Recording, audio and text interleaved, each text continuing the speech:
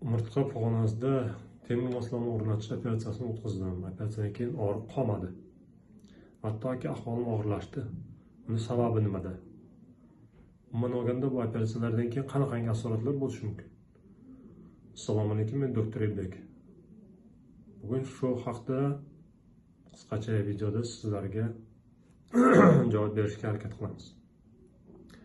Demak, dunyoda eng ko'p tarqalgan umurtqaga temir moslama o'rnatish operatsiyalari bu transpedikulyar fiksatsiya operatsiyasi deyiladi. Transpedikulyar fiksatsiya moslamasi qanaqa ko'rinishga ega? Demak, unda umurtqaga qotiriladigan vint bo'ladi va vintlarni birlashtiruvchi temir ustun bo'ladi. Umurtqalarda bular qotirilgandan keyin qanday ko'rinishga ega bo'ladi? Biz hozir sizga mulyajda ko'rsatib beramiz. Demak, mana mulyajda ko'rinishi. Vintlar umurtqaning ildizi orqali tanasiga o'tib moslashtiriladi va vintlar o'zaro temir ustun orqali qotiriladi. Bo'sh ko'rinishga ega bo'ladi. Endi bevosita operatsiya jarayonida qanaqangi asoratlar bo'lishi mumkin? Bu vintlarning joylashishi bilan bog'liq bo'lgan asoratlar. Birinchisi, demak, agar vint umurtqa ildizidan emas, umurtqa kanal orqali o'tadigan bo'lsa, orqa miya va uning ildizlarini jarohatlashi mumkin. Ikkinchisi, agar vint umurtqa ildizidan tashqaridan o'tadigan bo'lsa, bu asosiy katta qon tomirlarini jarohatlashi mumkin va bu o'ta halokatli asorat bo'lib hisoblanadi. Bu asoratlardan dunyoda hech qaysi jarroh kafolatlanmagan. Keyingi asorat, demak, operatsiya jarayonida haddan tashqari ko'p qon ketishi. Buning sababi nimada? Agar umurtqada o'tkir jarohat bo'ladigan bo'lsa, yo umurtqada osteoporoz bo'ladigan bo'lsa, umurtqa venos tomirlaridan juda ko'p qon ketishi mumkin. Bundan tashqari, agar 3 ta umurtqa segmenti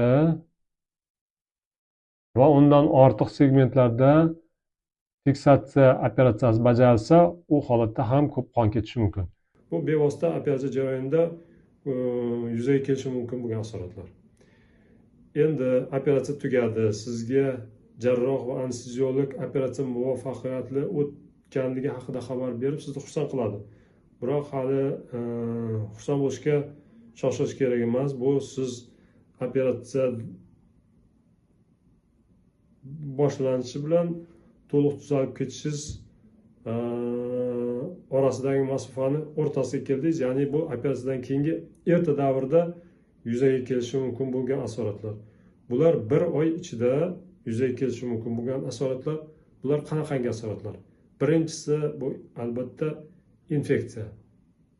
Demak, operatsion jarohat infeksiyasi. Jarohat agar 10-14 kun ichida bitmasa, choklari bitganligini ko'rsatmasa, teri jarohatida yallig'lanish belgilari paydo bo'lsa va undan ham ortiq agar temperatura qo'shiladigan bo'lsa, bu operatsion jarohat yiringlash haqida dalolat beradigan birinchi belgilar hisoblanadi. Demak, ikkinchi erta davrdagi asorat bu oyoqdagi chuqur qon tomirlaridagi tromboz. O'sha venos tomirlarning torayishi oyoqda qon aylanishini buzilishiga olib keladi va uni asorat sifatida chuqur tomirlardagi tromblar uzilib, o'pka arteriyalariga tiqilishi. Bu ham juda kamdan kam holda uchraydi, biroq bu halokatli asoratlardan biri. Keyingisi operatsion sohada gematomani, ya'ni oddiy til bilan aytilgan qon laxtasini to'planib qolishi va orqa miyani yoki ildizlarni siqishi. Bu ham operatsion asoratlarga olib keladi, operatsion asoratlardan hisoblanadi va keyingisi o'pka nafas yetishmovchiligi. Bular odatda qariyalarda, operatsiyadan keyin uzoq yotib qolish holatlarida, narkoz bergandan keyin o'pkada uzoq muddat narkoz holatida yotishdan keyingi asoratlar. Bu asoratlardan dunyoda hech qaysi shifokor kafolatlanmagan. Biz shuni aytib o'tishimiz kerak. Ya'ni bu asoratlar istalgan bemorda, istalgan klinikada, istalgan vaqtda yuzaga kelishi mumkin. Buni foizlari har xilcha. 1-2-4% dan bo'ladigan bo'lsa, biroq 5-15% gacha kuzatiladi. Demak, erta davrdagi asoratlardan siz qutuldingiz yoki u asoratlarga siz duch kelmadingiz, keyingisi kech davrdagi asoratlar, ya'ni 6 oy 1 yilda yuzaga kelishi mumkin bo'lgan asoratlar.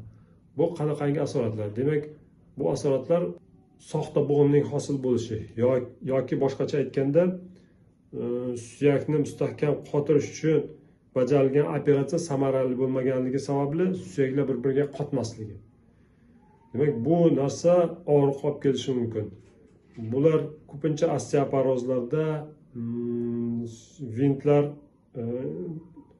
mustahkam qotirilmaganda shunaqangi holat bo'lishi mumkinda, umurtqalar bir-biriga nisbatan o'ynab qolib, o'sha joyda og'riq berishi mumkin. Keyingi asorat, demak, temir moslamani o'zi bilan bog'liq asorat. Muddat o'tishi bilan temirga ancha yuk tushadi, temir sinishi mumkin. Ayrim joylarda bir-biriga ulangan joylarda vintlar yaxshi qotirilmagan bo'lsa, temir ustunga u yoqdan bo'shab ketib, chiqib ketish ehtimollari bo'lishi mumkin. Va uchinchi asorat bu demak, bitta segmentni qotirganingizda yo bir nechta segmentni qotirganingizda o'sha qotirgan sohangizdan yuqorida yo pastda umurtqa, paylar va disklarga ortiqcha yuk tushadi. O'sha ortiqcha yukni ko'tara olmay, o'sha bilan eplay olmay, o'sha sohadagi strukturalarga yuk tushishi natijasida og'riq chaqiradi. Va mana bu ham kechki davrda asorat, og'riqli asoratga olib kelishi mumkin. Bundan tashqari, umuman olganda organizm uchun va operatsiyaga ta'sir qiluvchi omillar bor. Bular qanaqangi omillar? Demak, bu omillar osteoporoz. Osteoporoz bu operatsiyani istalgan vaqtida asoratga olib kelishi mumkin bo'lgan holatlardan. Ya'ni temir bitmasligidan boshlab qon ketishgacha bo'lgan asoratlarga olib kelishi mumkin. Keyingisi siydik yo'llaridagi infeksiyalar. Bu odatda uzoq muddatli operatsiyalarda siydik yo'liga kateter qo'yiladi va kateter qo'yishda demak, kateter qo'yish texnikasida antiseptikaga rioya qilinmaganda yo o'shani qo'yayotganda siydik yo'llar jarohatlanib, keyin ikkilamchi infeksiya qo'shiladigan bo'lsa, bu operatsiyadan keyingi infeksiya operatsiyangizga ta'sir qilishi mumkin. Bu holat odatda qariya insonlarda bo'ladi, chunki ularda bilasiz, shu siydik yo'llar bilan bog'liq muammolar ko'p bo'ladi. Shuning uchun bu guruh bemorlar alohida e'tiborga muhtoj bo'lgan bemorlar hisoblanadi. Keyingisi qandli diabet, yurak va buyrak kasalliklari.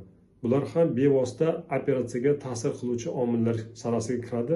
Shuning uchun bu tekshiruvlar albatta operatsiyadan oldin bajariladi. Bu sohadagi kasalliklarni aniqlash uchun bular agar aniqlanadigan bo'lsa, operatsiya qilinish yo qilinmaslik yoki agar qilinadigan bo'lsa, o'sha xavf-xatarlarni oldini olish chora-tadbirlari qilish shifokor tomonidan belgilanadi. Demak, mumkin bo'lishi bo'lgan asoratlar bilan sizlar tanishib chiqdingizlar. Bular bilan tanishgandan keyin sizlar operatsiya qildirasizlar yo yo'q, bu demak, qarorni o'zlaringiz bilgan holatda shifokorga operatsiya qildirish yo qildirmaslik haqida o'zingizni fikringizni bildirishingiz kerak. Albatta, shifokor har bitta holatdan kelib chiqib, individual sizga yana qo'shimcha maslahatlar berishi mumkin. Agar videomiz sizlarga manfaatli bo'lgan bo'lsa, demak, savollaringiz, sizni qiziqtiradigan mavzular haqida izohlarda qoldirishingiz mumkin va like bosib, keyingi videolarimizda tomosha qilishingizga chaqiramiz. Rahmat, sog' bo'lingizlar.